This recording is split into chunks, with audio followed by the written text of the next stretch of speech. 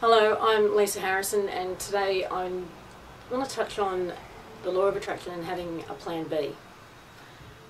Specifically trying not to have a plan B. In my experience and my observations, what I've noticed is when we come up with an idea of something that we want to attract or create, we go to our tools, whether it's making affirmations, vision boards, mind movies, whatever. And let's use the example of wanting to take your family on an international overseas holiday. And you've come up with a figure of $12,000. So you've got your vision board and your mind movie of all the images of the places you want to go. You've got your affirmation. Thank you, universe, for the $12,000 to take my family on an overseas holiday in 3 months. And you feel great. You stare at your mind movie, you look at your vision board, you say your affirmations a couple of times a day, and you feel really energized and confident it's going to happen. But what happens is this: you're here, what you want is there, and there is a gap. And we are always living in this gap every moment of our lives between where we are and where we want to be. And what happens is, depending on how easily you can sit in the tension of this gap, how easily you can relax into it, seems to be a direct reflection of how quickly and easily you can attract and manifest. Because most of us don't live in that gap very well. We don't live with that tension very well. So as soon as you've finished dedicating that couple of minutes to your affirmation, your intention, the conscious mind kicks in. It starts to think about how, tries to figure out the how. How am I going to do that? How's that going to work? Maybe if I could come up with $100 a week extra, that's only 12 weeks, $1,200, it's not enough. Where am I going to come up with the extra 100 anyway? Maybe I could get a second job, maybe I could get overtime, and it starts to do plan B. It starts to put plan B into action.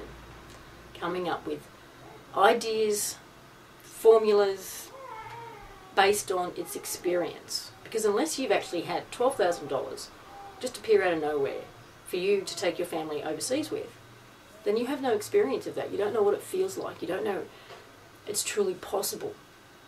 And your conscious mind only works with what it knows. It only works based on its experience. So when you're thinking about plan B, the thing is, your frequency, your vibration, whichever word you like to use, is sure, it's strong, it's steady, because it knows, it's based on experience. There's no tension with that. You're not going outside your comfort zone or any of that stuff.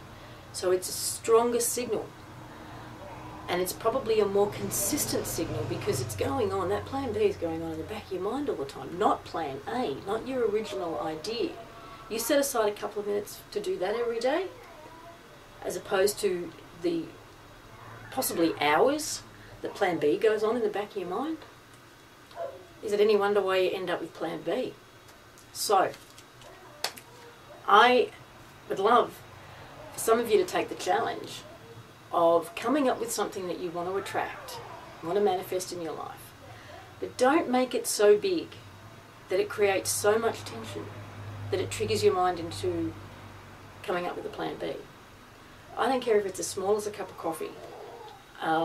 It's something that would be great, something that makes you feel good to think about, something that is outside your experience but not so far outside your experience that you just can't see how it can happen.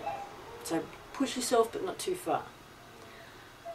Don't come up with a plan B. If you see yourself coming up with a plan B, if you catch yourself coming up with ideas and thoughts, catch yourself feeling uncertain or trying to figure out the hows, just stop yourself, come back to plan A, and make the declaration that I refuse to have a plan B on this. This is it. This is what I want. And let me know how you go. I'd love to hear your results. Anyway, thank you. I'm Lisa Harrison. Bye.